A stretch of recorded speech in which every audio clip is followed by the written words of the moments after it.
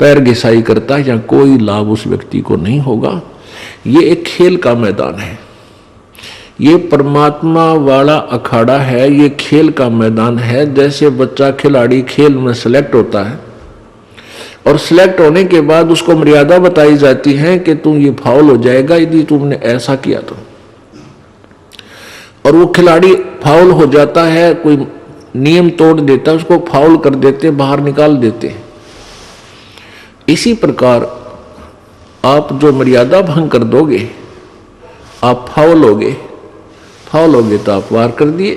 और परमात्मा का ऑटोमेटिक संकेत है, वो ऑटोमेटिकली यानी स्वतः आप परमात्मा के मार्ग से दूर हो जाओगे, फिर आपको कोई लाभ नहीं होना।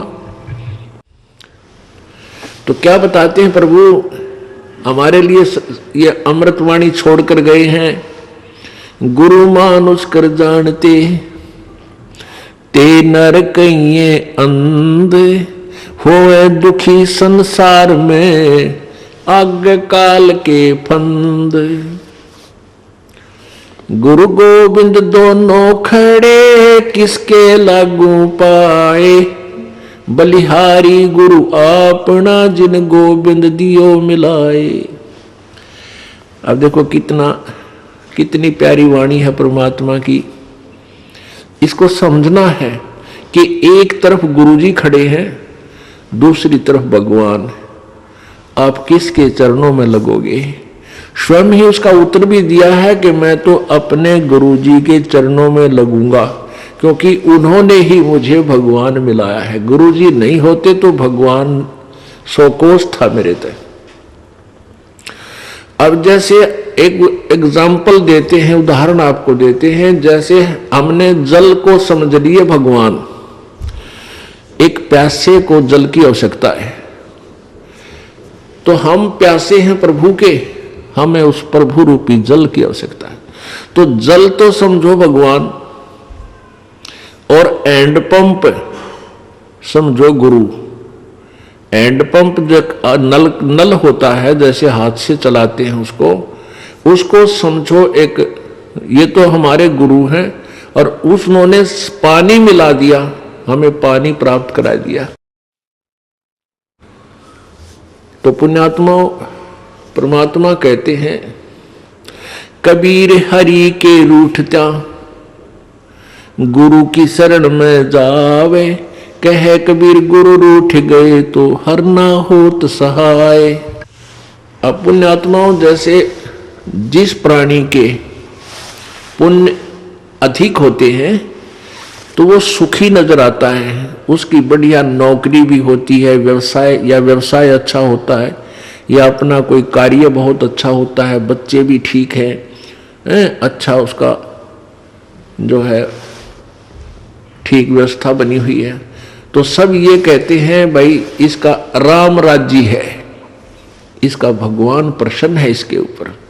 और जिसके ऊपर आपत्तियों पर आपत्ति आ रही है, वो स्वयं कहता है कि मेरा राम रूठ गया, मेरा भगवान रुष्ट हो गया, मेरा भगवान रूठ गया, इसलिए मेरे ऊपर दुख आ रहे। तो पुण्यात्माओं, पुण्य से सुख होता है और पाप से दुख होता है। जिस व्यक्ति के पुण्य समाप्त हो गए और पाप बढ़ गए, उसको दुख शुरू हो गया। आपके पुण्य अक्षीण होने से आपको दुख शुरू हो गया। आपके ही कार्य कर रहे हो खेतों में, आप एक मटका पानी का घड़ा भर के ले गए और वो पी लिया, समाप्त हो गया। आपको पानी की आवश्यकता पड़ी, पानी जल के अभाव से आपको कष्ट शुरू हुआ। आप कहां जाओगे? हैंड पंप पर जाओगे, और फिर हैंड पंप की सेवा करके, यानी एक मजदूरी करके, और फिर जल फिर भर लाओगे। आप फिर उस जल के अभाव से दुखी थे, जल प्राप्त हो गया, फिर सुखी हुए। जब आपके पुण्य खत्म हो गए, आपका राम रूठ गया, आपका भगवान रुष्ट हो गया, आपत्तियां शुरू होगी। उसका क्या समाधान है? कबीर हरि के रूठता गुरु की शरण में जावे, कहे कबीर गुरु रूठ गए तो हर ना करे सहाय। आपका राम रूठ गया, आपका भगवान रुष्ट हो गया, आपके पुण्य समाप्त हो गए, आप दुखी हुए। गुरु रूपी हैंडपंप के पास जाओ और उनकी सेवा करो, वहां से पुण्य फिर भर लाओ, फिर सुखी हो जाओगे। यदि आपने हैंडपंप ही खराब कर लिया, वो ही तोड़ दी, उसकी हथली हथी, तो आपको जल नहीं मिलेगा। यानी आपके गुरुजी रुष्ट हो गए तो भगवान मदद नहीं करेगा, वहीं से कनेक्शन कट जाएगा। उससे पहले जितना जल आपको प्राप्त हो गया उसको कितने दिन पी लियो। आप जब इस गुरुजी दास के शरण में आते हो, उस मान लिए कोई 1 वर्ष, कोई 2 वर्ष, कोई 4 वर्ष अपनी साधना करते इस दास के बताए हुए, उससे आपको पुण्य प्राप्त हो जाते हैं। और फिर किसी भी कारण से आपका दुर्भाग्य उदय होता है, आप यहां से कट ऑफ हो जाते हैं, तो आपके या आप कोई मर्यादा भंग कर देते हो, तो आपके गुरुजी रुष्ट हो गए। गुरुजी रुष्ट हो गए तो वो हैंडपंप खराब हो गया। जितना जल तुझे प्राप्त हो चुका, यानी जो पुण्य तुझे मिल चुके, वो हो सकता है आपके काफी समय तक चल सकते हैं, लेकिन जब वो क्षीण हो जाएंगे फिर आपकी दुर्गति प्रारंभ हो जाएगी।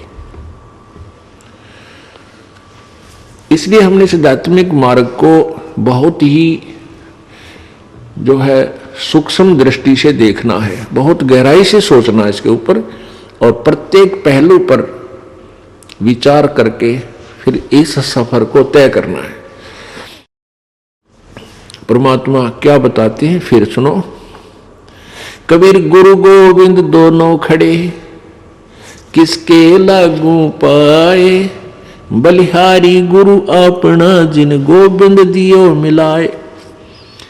हैंडपंप और जल का उदाहरण, गुरुजी को ही हमने प्रसन्न रखना है, भगवान प्रसन्न आप रहेगा, क्योंकि परमात्मा उस दास गुरुजी के ऊपर वो खुश होता है, प्रसन्न होता है, वो उसका कृपा पात्र होता है। और आप उस गुरुजी की मर्यादा में चलते हो तो परमात्मा प्रसन्न रहता है, आपको प्रॉपर लाभ देता रहेगा। और आप जी ने नियम भंग कर दिया तो आपका कनेक्शन कट गया, आपका हैंड पंप खराब हो गया, आपको पानी जल मिलना बंद हो गया। आप फिर आने वाले समय में आपत्तियों का सामना फिर करना पड़ेगा। इसलिए प्रभु कहते हैं, कबीर हरि के रूठते गुरु की शरण में जावे, कहे कबीर गुरु रूठ गए तो हर ना करे सहाय। सतगुरु के उपदेश का लाया एक विचारे, जय सतगुरु मिलते नहीं तो जाते नरक दुआरे। ओहो, परमात्मा कहते हैं सतगुरु का, सतगुरु यानी पूरे गुरु से लिए उपदेश लेने के बाद अब हमने विचार आया, इस पर गहराई से सोचा कि जय सतगुरु मिलते नहीं, जाते नरक द्वार, और नरक द्वार में दूत सब फिर करते खेचा तान, उनसे कभू न छूटता और फिरता चारों खान। कबीर चार खानी में भ्रमता, कबू न लगता पारे, सो फेरा सब मिट गया मेरे सदगुरु के उपकारे। ओहो पुण्यात्माओं, गहराई से सोचो, तुम तो अभी बालक हो, बालक को चिंता नहीं होती। आप मरीज हो, डॉक्टर को पता होता है कि इसको क्या भयंकर बीमारी है, और इस औषधि से ये सब रोग कट के इसकी जान बच जाएगी। तो परमात्मा कहते हैं तुम्हारे साथ क्या दुर्गति होती यदि सतगुरु नहीं मिलते, सच्चे गुरु नहीं मिलते। सतगुरु के उपदेश का लाया एक विचार, ओहो जय सतगुरु मिलते नहीं हम जाते नरक द्वार। नरक द्वार में दूत सब करते खेचा ताण। जैसे यहां से प्राणी जब शरीर छोड़ जाता है,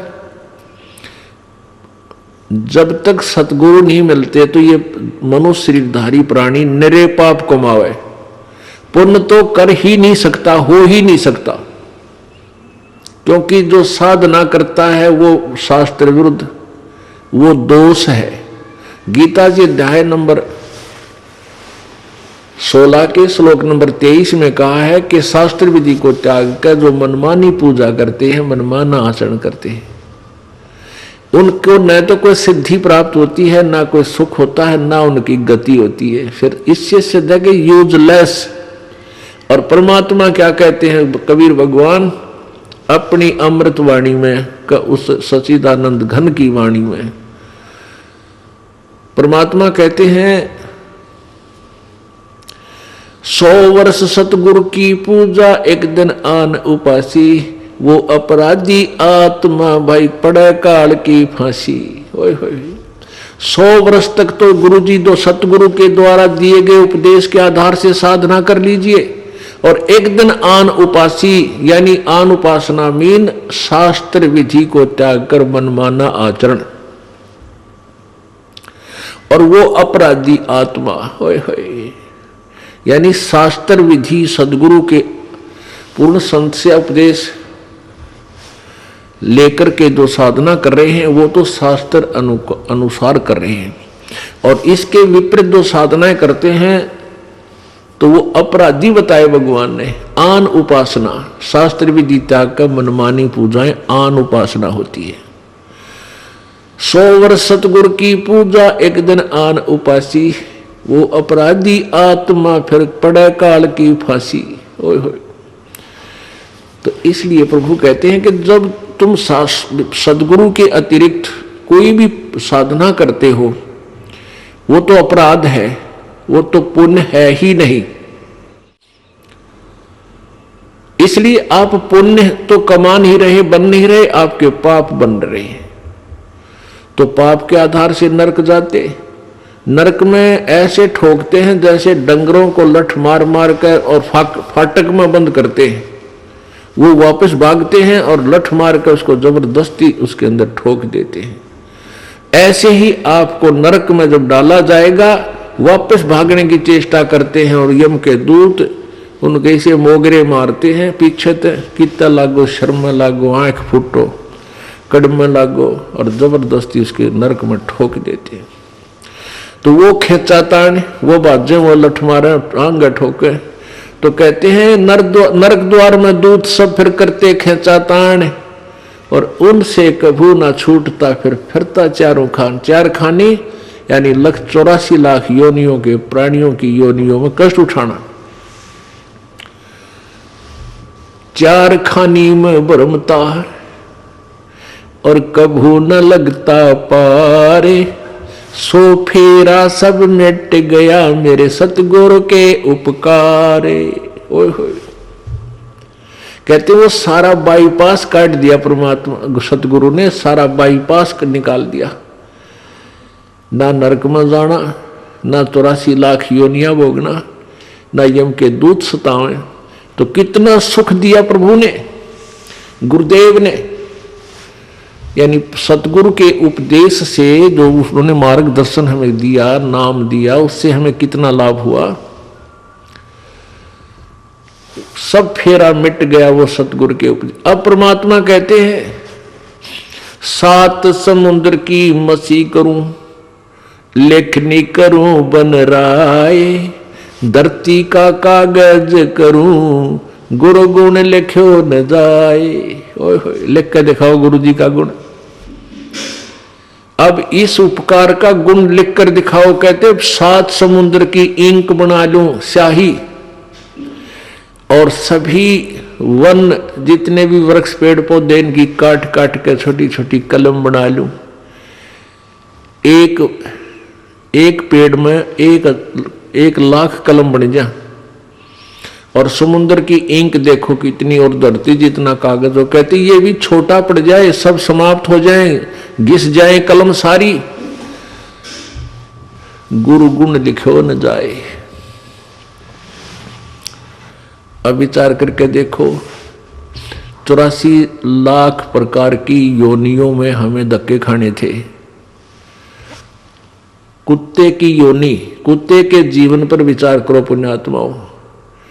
आज हमें डर नहीं लगता क्योंकि हम बालक हैं, हमें ज्ञान नहीं है। हम नहीं डरते, हमें भय नहीं लगता कि हम कुत्ते बनेंगे, गधे बनेंगे, सूअर बन जाएंगे, क्योंकि हमें ज्ञान नहीं है। और ज्ञान बिना डर नहीं होता। अब छोटा सा बालक होता है, अबोध बच्चा, बिजली के करंट वाले तार को भी पकड़ लेता है। उसमें स्पार्क हो रहा होता है, स्पार्किंग होती है, उसमें आपस में चिंगारियां सी उठती हैं। वो उसको एक अच्छी वस्तु मानकर उसको ग्रहण कर लेता है, क्योंकि उसको पता नहीं कि कितनी भयंकर वस्तु है, और वो मृत्यु को प्राप्त हो जाता है। ऐसे ही बच्चा सर्प, एक माई बता रही थी कि मेरे लड़के ने, मेरी बेटी के लड़के ने सर्प पकड़ लिया और सर्प ने उसको डस दिया। उसका सारा हाथ सूज गया। उसमें फिर डॉक्टर को दिखा कि इसको तो सर्प ने डस लिया। तो उससे पूछा कि भाई कैसा था? कहता लंबा लंबा, पूछ जैसा, भैंस की पूछ जैसा था। अब उसको पता नहीं था ये इतनी भयंकर वस्तु है, बालक था। तो पुण्यात्माओं, अब आप बालक हो, बच्चे हो, इतने अबोध बालक हो, आपको डर नहीं।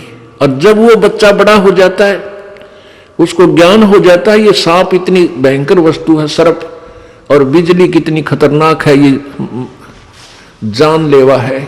तो फिर कभी जब वो बड़ा हो जाता है, यानी उसको ज्ञान हो जाता है, और कहीं ऐसा तार नीचे गिरा हो, वायर, और वो स्पार्क कर रहा हो, आप भी दूर भाग जाएगा और दूसरों को भी कहेगा दूर हो लो, दूर हो लो, दूर हो जाना, इसमें करंट है, ये मार देगा। ऐसे ही सर्प दिखाई देगा तो दूर भाग जाएगा, और कोई बताएगा इधर मत जाना, देखो वो सर्प है। तो पुण्यात्माओं, जिस समय आप सियाणे हो जाओगे, ज्ञान में बड़े हो जाओगे, आपको ज्ञान हो जाएगा, फिर आपको नींद आना बंद हो जाएगा।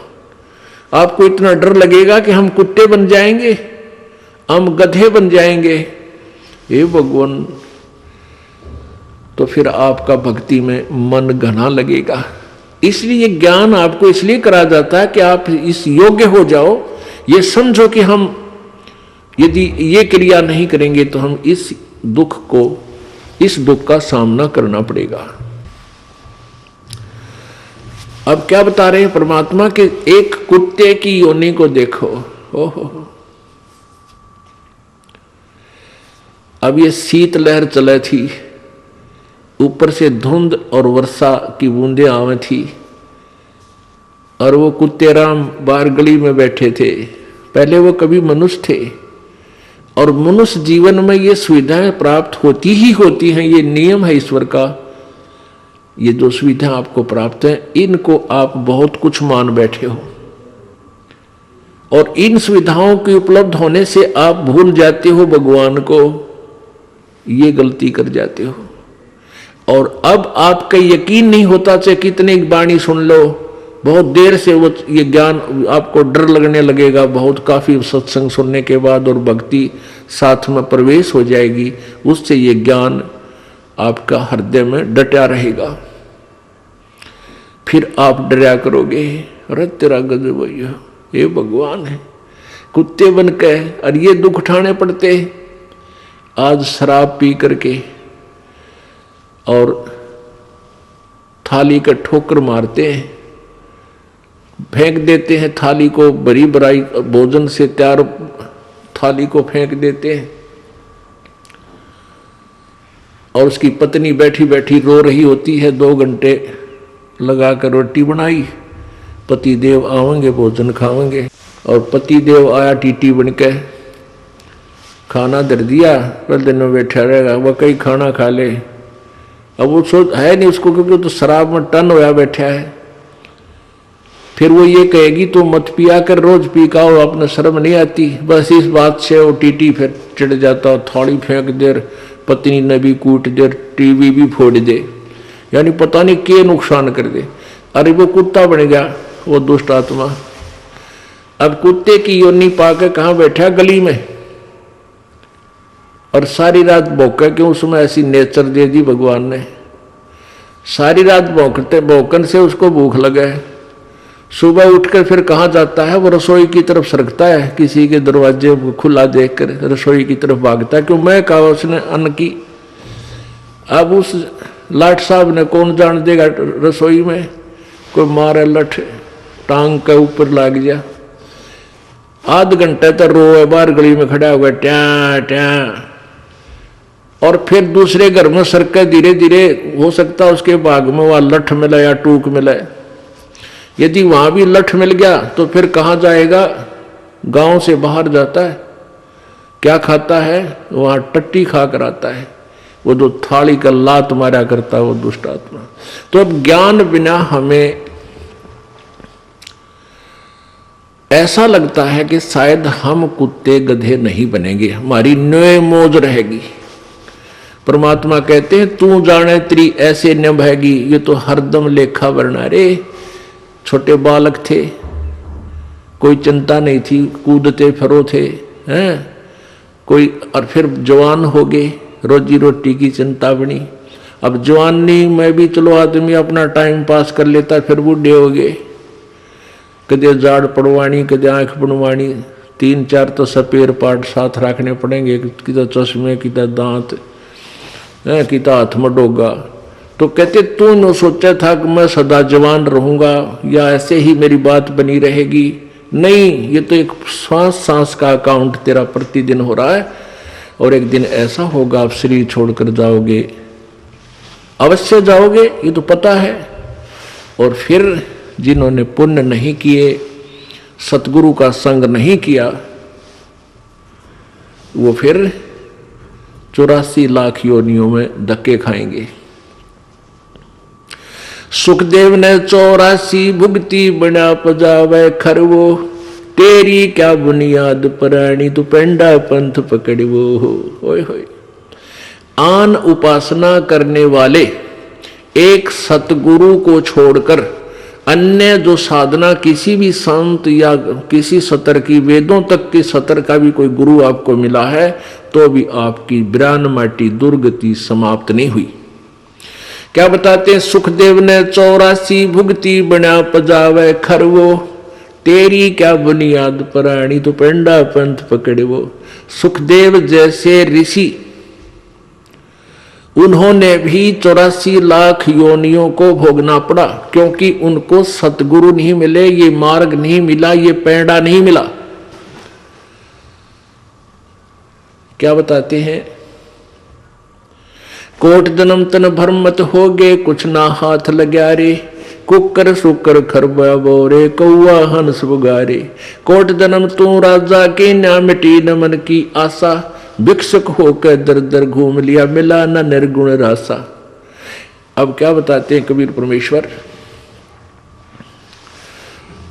कि एक पूर्ण संत ना मिलने से, पूर्ण संत ना मिलने से आप अन्य साधना करके, जैसे वो वेदों अनुसार साधना, कोई अच्छा ऋषि संत मिल गया, वो भी गुरु बनाने पड़ते हैं। ओम नाम का जाप किया और अच्छे पुण्य किए, उसके आधार से कहाँ तक पहुंच जाते हो आप? ब्रह्मा विष्णु महेश तक की पदवी भी प्राप्त कर सकते हो, देवता की पदवी भी प्राप्त कर सकते हो।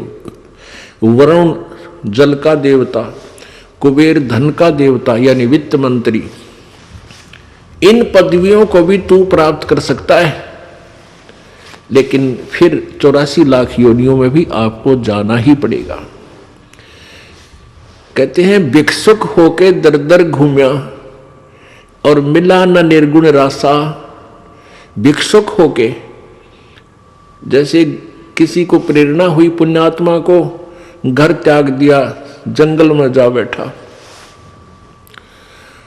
वहां से क्या करते थे कि जंगल से गांव में आते थे, नगर में, वहां से एक बार भिक्षा मांग लेंगे और शाम न खा ली और सुबह भी वही रख दी, सुबह बासी जैसी मिली वो खा ली, और फिर भी बच गई तो उसको कहते सुखा लेते थे। शाम ने फिर उसी में थोड़ा बहुत खा के काम चला लिया। इतनी साधना भी की कि कहीं तेरी भक्ति में बाधा ना पड़े, थोड़ा खा करके अपनी भक्ति करता रहो। उस भक्ति के आधार से इतने इंद्र कुबेर ईश की पदवी, स्वर्ग का राजा इंद्र भी बन गया तू, लेकिन ये जन्म मृत्यु और 84 लाख योनियों का तेरा कष्ट मिटा नहीं, क्योंकि तुझे वो मार्ग नहीं मिला।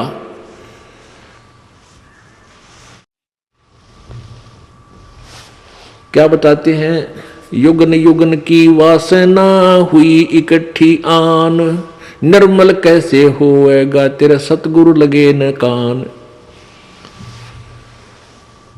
इसलिए परमात्मा कहते हैं कि सुखदेव ने 84 भुगती, इतनी अच्छी साधना करने वाला व्यक्ति भी 84 लाख योनियों में गया। सुखदेव जी ने आप बीती बताई कि भाई बहुत झंझट है इस संसार, इस जो संसार में। एक बार मैं गधे की योनि भोग रहा था और मेरे स्वामी ने मुझसे इतना कार्य लिया, इतना कंजूस था वो, जिसके कारण मैं बहुत प्यासा रहा, अंधा हो गया।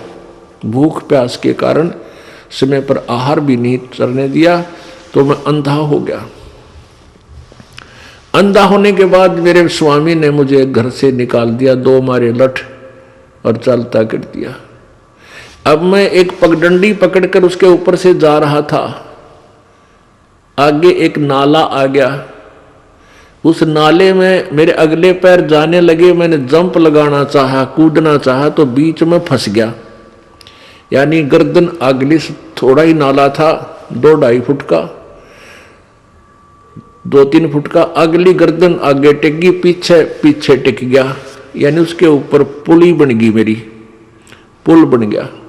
अब वहां दूरी ज्यादा थी शहर से, इक्का दुक्का व्यक्ति आता था, मुझे किसी ने नहीं निकाला, मेरे ऊपर पैर रखे कमर पर, पार हो जा, मेरा पुल बना लिया। और मैं तड़फ तड़फ के भूख प्यास से कई दिनों तक तड़फ तड़फ के मृत्यु को प्राप्त हुआ। अब कहता मुझे वो याद आती है, वो दुख मेरा, मुझे दृष्टिगोचर हो रहा है, मुझे याद रह गई इस दुख की। अब मैं भगवान गणा बजता हूं, परमात्मा को बहुत याद करता हूं, लेकिन वो परमात्मा को याद कौन से को कर रहे थे, वो उनको पता नहीं था कि कौन परमात्मा है जो 84 लाख योनियों को दुख को खत्म कर सकता है। अब परमात्मा परमेश्वर अपने ही महिमा आप ही बताते हैं, तुम कौन राम का जपते जापम और ताते मिटे ना ये तीनों तापम। तुम कौन से भगवान की भक्ति कर रहे हो जिसे तुम्हारे ये दुख नहीं मिट रहे। अब जैसे 3 ताप होते हैं, दैहिक, दैविक और आध्यात्मिक। अब जैसे दैहिक ताप जो है, अंधा हो जाना, गूंगा बहरा हो जाना, कोढ़ लग जाना और कोई बीमारी बन जाना, कोई रोग हो जाना, ये दैहिक रोग है। कोई सर्प ने डस देना, ये दैहिक जो दोष ताप हैं। एक दैविक ताप होते हैं, किसी देव का रुष्ट हो जाना, कोई भूत प्रेत जो है की पीड़ा से दुखी होना, ये दैविक ताप होते हैं। एक अध्यात्म होते हैं जो रॉन्ग साधना करने से, जैसे उससे आपको कष्ट होता है और आप किसी के ऊपर जंतर मंतर करके किसी को कष्ट करते हैं, या दूसरा आपके ऊपर जंतर मंतर करके आपको दुखी करता है, तो कहते हैं ये तीनों ताप भी पूर्ण परमात्मा से ही, जैसे कोई किसी को श्राप दे देता है, तो ये तीनों ताप तुम्हारे कभी समाप्त नहीं हो सकते, क्योंकि तुम उस पूर्ण परमात्मा की साधना नहीं कर रहे। अब प्रसंग चल रहा था कि 7 समुद्र की मसी करूं, लेखनी करूं बन राय, धरती का कागज करूं, गुरु गुण लिख्यो न जाए। अब एक कुत्ते की योनि में कितना कष्ट, और ऐसी कुत्ते ही की योनि मनवा के जीवन मनमाना आपको कई भोगने पड़ जा, फिर गधे की शरीर में आपको कितना कष्ट, और फिर बैल के शरीर में कितना कष्ट। नर से तू पशुआ की जय गद्दा बैल बनाई, ये 56 भोग कहाँ मन बोरे है कित कुरडी चुगने जाई।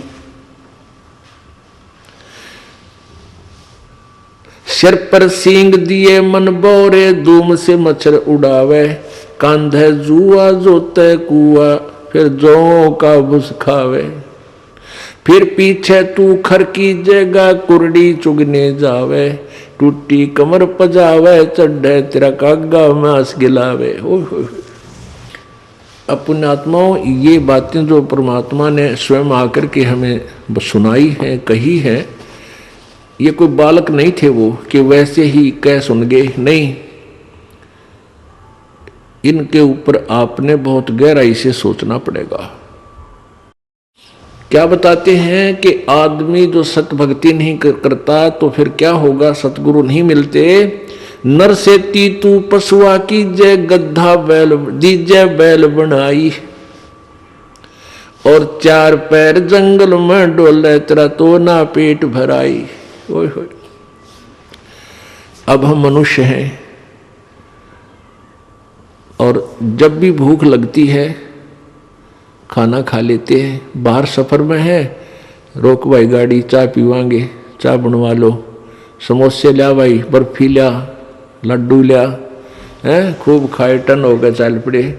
और फिर भूख लगती, प्यास लगती है, समय पर पानी जल बाहर कर लेते हैं, अच्छा फिल्टर पानी पीने लग गया आजकल तो। यानी खूब सुविधा आपको प्राप्त है क्योंकि आपके पुण्य है।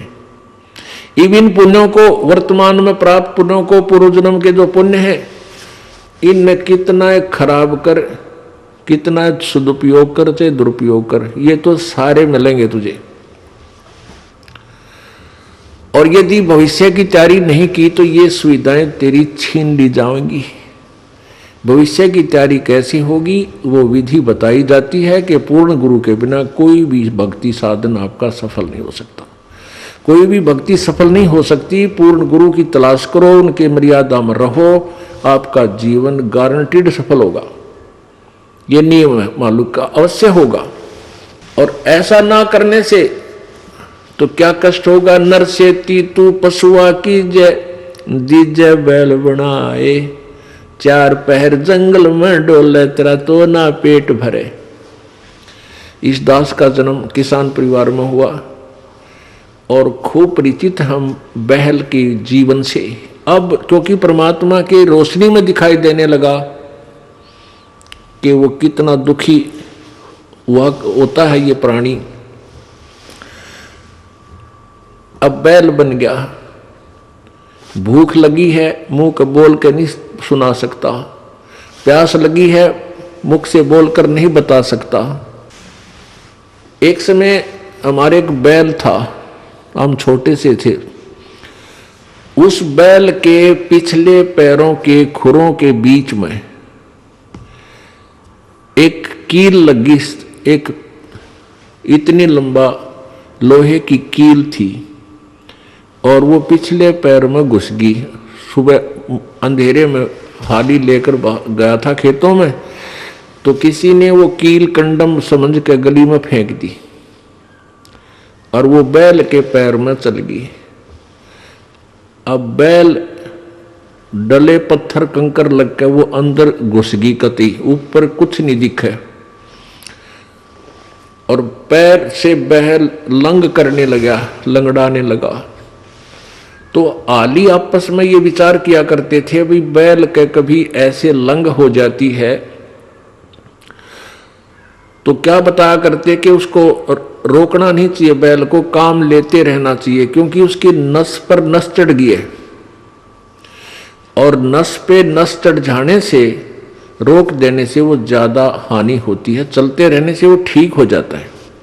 इस दृष्टिकोण से हाली ने सोचा कि इस कैर नस पे नस चढ़ गई, पैर की नाड़ी पर नाड़ी चढ़ गई और इसको चलाते रहना। शाम तक चलाते रहा, बैल ने ना चारा चरा ना जल पिया और शाम तक पैर सूज गया, सोजन आ गई। शाम ने आके खड़ा हो गया, एक 3 पैरों से चल रहा बेचारा, आते ही बैठ गया, सुबह उठा नहीं, इतनी पीड़ा थी उसको। अब पहले पुराने समय में 40 वर्ष पहले एक ऐसे ही वहाँ ट्रीटमेंट होया करते गाँव में। कोई व्यक्ति बुलाया, उसने कहा कि इसके गोड्डे में बा आ गया घुटने पे, वहाँ गर्म पट्टी जैसा भी उसकी औषधि थी वह तैयार, उसकी ट्रीटमेंट शुरू कर दिया। अब कीला गिरी पैर में, घुटने उस खुरों में, और ट्रीटमेंट हो रहा घुटने का। अब वो बोल के नहीं बता पा रहा मेरा पीड़ा कहाँ है। और जब वो मनुष्य शरीर में होगा, वो खूब आंडी पाक रहा था, अन्यों कहता होगा कि उसने देखा भगवान, देखी जाएगी, फिर देख, फिर के देखेगा, गधा बने पाछे, बैल बने पाछे। अब क्या तू क्या देखेगा? हमने तो अब देखना है जो मनुष्य शरीर है, और संतों की वाणी पर अटल विश्वास करके अपना कल्याण करवा लेंगे तो जान बचेगी। 1 महीने के तक वो बैल सूख गया, चारा भी छोड़ दिया उसने, खाना थोड़ा बहुत खावे कभी ना खाए, पीड़ा में। और ये बता नहीं पा रहा मेरा पीड़ा है कहाँ। वो अपने आप पक के, वो कील जहाँ लगी थी अपने आप पक के फूटा, उसमें से मवाद निकलन लगा। जब ध्यान गया को हो रहा तेरे की, इसके तो खुरों में कोई गड़बड़ है। फिर उसमें हाथ पर छेड़ा छाड़ी करी, एक व्यक्ति बुलाया, उसने औजार से देखा अगर इसमें कील लगी है, वह कील पर निकाली, इतनी लंबी निकली, तब वो बैल स्वस्थ हुआ। तो पुण्यात्माओं, उस नालायक ने सोची भी ना थी कभी तेरी ये दुर्गति हो जाएगी। लेकिन ठीक है, हमें ना पता हो पर संत बतावें, सतगुरु बतावें, आकर के सब सदग्रंथ गुणकावें, तो विचार हमने करना चाहिए। तो ऐसा दुख फिर क्या बताते हैं कि सिर पर सींग दिए मन, 4 पहर जंगल में डोले, तेरा तो ना उधर बरे। अब तो समय मिलते ही, भूख लगते ही खाना खा लेते हैं। अब परमात्मा का भंडारा चलता है यहाँ पर फ्री ऑफ कॉस्ट है। कितनी बार भोजन पाओ, दिल करे जब बच्चा की भरा कप पर बैठ कर पीने लग जा। कहीं भी आप घर पे हो, भूख लगती है तभी कहते हो रोटी लाओ, खाना भूख लगी है, चाय बना लो, चाय पी ले, दूध ले आओ, और कोई त्यौहार है, ब्याह शादी है, लड्डू बर्फी जलेबी खूब डट कर खाओ। लेकिन परमात्मा कहते हैं फिर इस भक्ति ना करने से, सदगुरु की शरण में ना जाने से, नर से तीतू पशुआ की जय, दीजे बैल बनाए, 4 पहर जंगल में डोले, तेरा तो ना पेट भराए। ओह, 4 पहर यानी सुबह से लेकर शाम तक। सुबह 6 बजे ले जाते थे, शाम को 6 बजे 12 घंटे खेत में रहेगा, तेरा तो पेट नहीं भरा, क्योंकि भूख लगी होगी। आसपास हरी भरी घास और खेती होगी जो उसका आहार है बैल का, लेकिन वो खा नहीं सकता, क्योंकि हाथ में लठ आली के मालिक के कदम मारे, जाके चरने की चेष्टा करेगा तो खाने की। समय पर पानी मिलेगा 2 टाइम, मुश्किल से, प्यासा मर चाहे भूखा मर। पुण्यात्माओं, अब ये एक सतगुरु का गुण लिखन लग जाओ, आप कितने, एक कुत्ते के जीवन को लिखो, फिर गधे के जीवन को लिखो, फिर बैल के जीवन में क्या क्या कष्ट आते हैं वो लिखो। और चीटी हाथी 84 लाख कहते हैं, इन सब से बाईपास निकाला मेरे सतगुरु ने। फिर क्या बताते हैं कि सिर पर सींग दिए मन बौरे, और दूम या पूछ होती है, पूछड़, इस पूछड़ ते मच्छर हटा। अब जैसे आज वर्तमान में तो बहुत सुविधा होगी, ये ऑल आउट लगा लेते हैं भाई, मच्छरदानी ला ली मच्छरों से बचने के लिए, और गर्मी से बचने के लिए पंखा, कूलर, एसी, पता नहीं कितनी व्यवस्था होगी आज। और परमात्मा बंदी छोड़ बताते हैं कि यदि तूने मालिक याद नहीं किया, सिर पे सींग दिए मन बौरे, और एक धूम तो मच्छर उड़ा। अब वो धूम है ना तेरी, वो तो तेरा कूलर, और वो ही तेरा पंखा, और वह मच्छरदानी, और एक आधे कर्महीन की वह दूम भी कट जाती है, कीड़े पड़ जाए उसमें, वह काटनी पड़े, वह रह जाती है फिर 8-9 इंच की। और फिर उसने ऐसे करता बैठा बैठा, वो सुविधा भी छीन ली कर्महीन प्राणी की कि थोड़ी बहुत लंबी दूम होती तो मच्छर उठा लेता थोड़े बहुत। अब कर्महीन के वह दूम भी कट गई। तो जितने पाप करेंगे हम, उसी की एवरेज में, उसी की रेशो में, प्रत्येक योनि में उतना ही कष्ट। पहले तो गधा और ऊपर तो अंधा, तो कितने पाप किए होंगे उस प्राणी ने। फिर बैल और दूम कट गई, वो मच्छर भी ना हटा सकता, मक्खी भी ना उड़ा सकता, थोड़ी बहुत कुछ सहयोग था वो भी खत्म हुआ। तो पुण्यात्माओं, इनको घनी गहराई से सोचो और फिर भगवान और गुरु जी की तुलना करो कि हम कितना बाईपास चल रहे हैं। फिर क्या बताते हैं, कंध जुआ जोते कु कोंधों का भुस खावे। ओहो,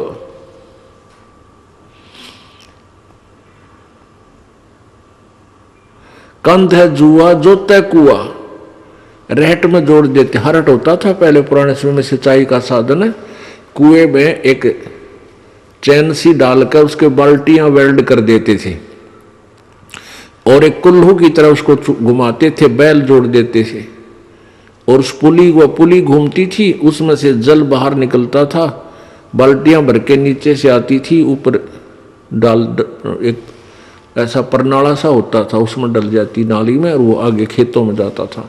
तो बैल को सुबह जोड़ देते, शाम तक वो उसका लठ मारते, अपने आप चलता रहता सिंचाई करने के लिए। तो क्या बताते हैं, और फिर उसको भूख लगती तो उसमें, पुराने समय की बातें हैं, ये गेहूं का चारा नहीं था, जौ या करते जौ, और जौ के भूस में इतने तीखे उनके पत्ते होते हैं, नोकेले से, तुस बोलते हैं उनको, कांटे से, और वो टूड़े में होते थे उस भूस में, और वो बैल खाता था। जौ के भूस को बैल जल्दी से खाएगा नहीं, वो तो जब खाएगा जब उसको ये दिख ले तेरी मृत्यु होगी, भूखा मर गया, तब उसको खाता है और कट्टे मुंह में चुभते हैं और ऐसे मुंह करता है धीरे धीरे। हमने खूब देखा ऐसा। तो पुण्यात्माओं, वो दुख उस प्राणी ने कैसे ले लिया? क्योंकि सतगुरु शरण में नहीं गया। मनुष्य जब जीवन था वो भक्ति की को ना।